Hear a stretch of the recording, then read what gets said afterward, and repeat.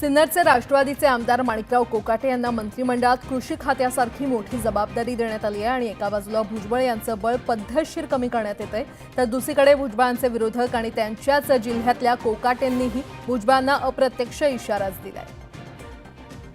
एकीकडे भुजबळांना मंत्रिमंडळात डावलण्यात आलंय, तर दुसरीकडे कोकाटेंकडे कृषी खात्यासारखी महत्त्वाची जबाबदारी देण्यात आली आहे। विशेष म्हणजे राष्ट्रवादीचे दोनही नेते एकाच जिल्ह्यातले असल्यामुळे पूर्वीपासूनचं त्यांच्यातून विस्तव जात नाही।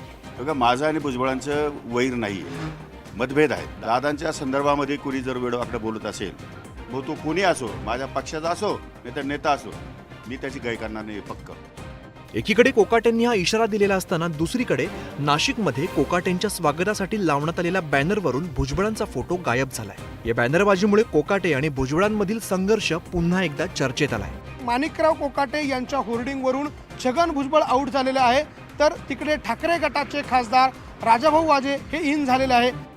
शिंदे सरकारमध्ये भुजबळांचा मंत्रिमंडळात समावेश होता, पण यावेळी मात्र अजित पवारांनी त्यांना मंत्रिमंडळाबाहेर बसवलंय। त्यामुळे भुजबळांनी आक्रमक भूमिका घेतली, पण आता कोकाटे आणि भुजबळ संघर्षाला धार येण्याची शक्यता आहे।